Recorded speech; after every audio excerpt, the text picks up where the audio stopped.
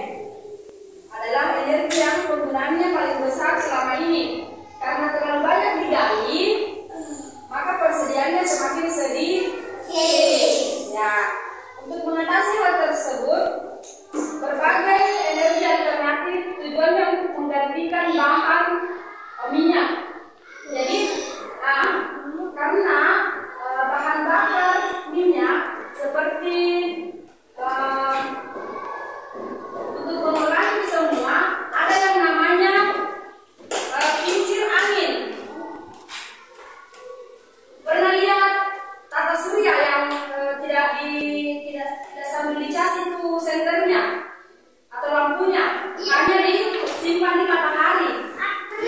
Ada kan? Ya, itu adalah salah satu untuk menggantikan ibu katakan tadi. Nah, itu adalah salah satu teknologi. Karena kenapa bisa?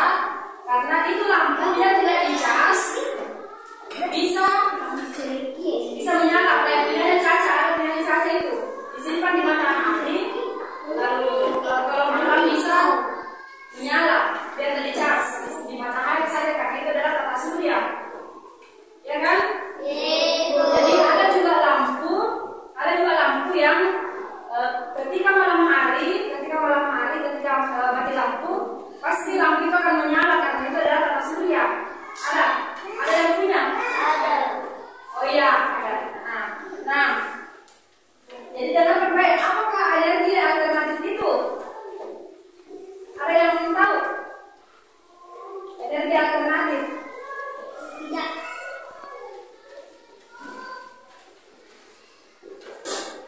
Jadi energi alternatif adalah sumber energi yang dapat menggantikan bahan bakar minyak, yang bisa menggantikan bahan bakar minyak atau BBM.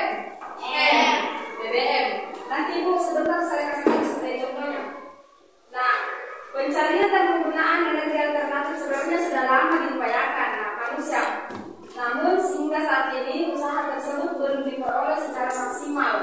Akan tetapi penggunaannya semakin meningkat. Nah, apa saja yang termasuk energi alternatif? Perhatikan gambar berikut ya. Gambar pertama apa? Surya.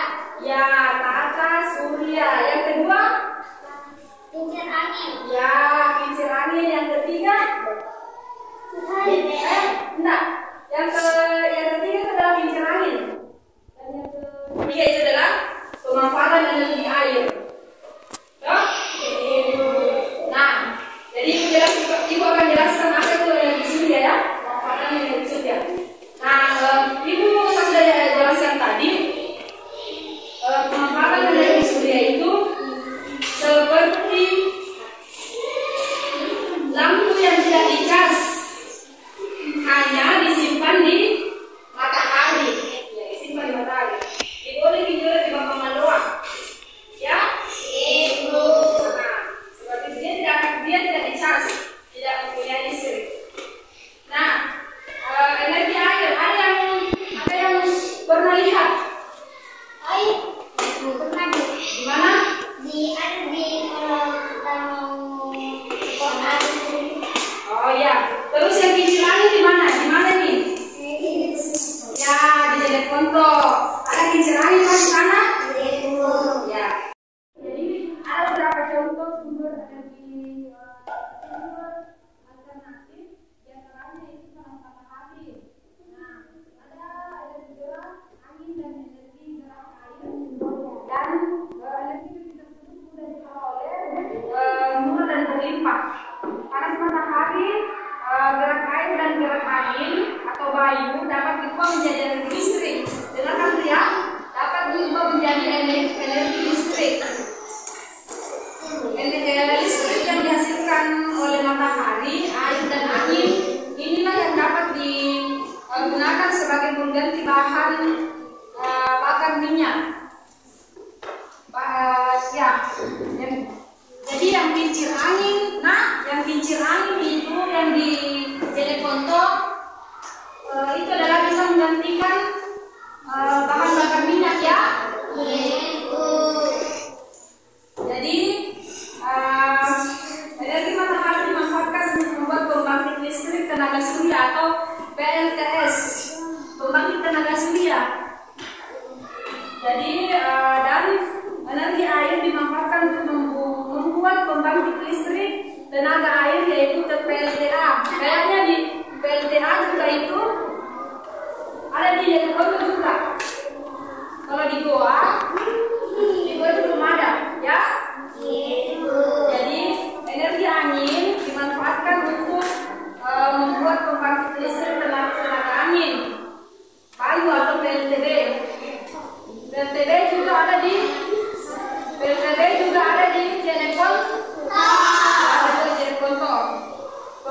listrik tenaga api merupakan sumber energi yang sangat ramah lingkungan. Jadi sekarang tugasnya adalah tulis di bukunya masing-masing.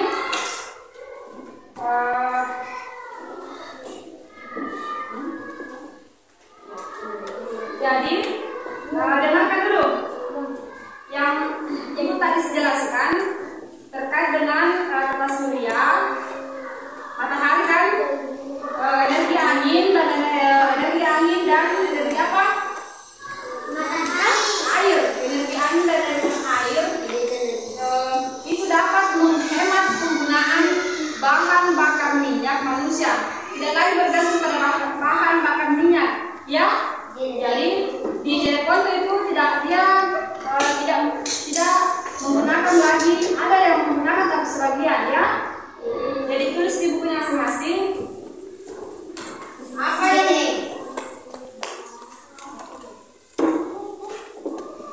Masing-masing saja tolong. Apa yang dimaksud dengan energi alternatif? Tulisnya?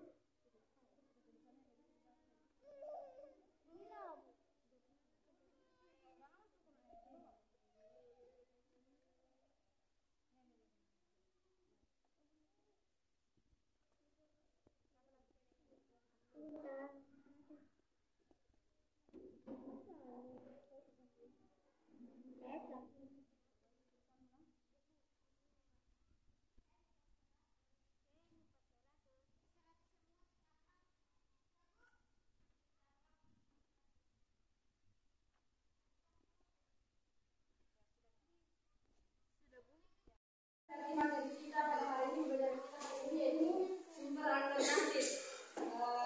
Sebelum tutup, Ibu akan menjelaskan, Ibu akan memberikan kesimpulan.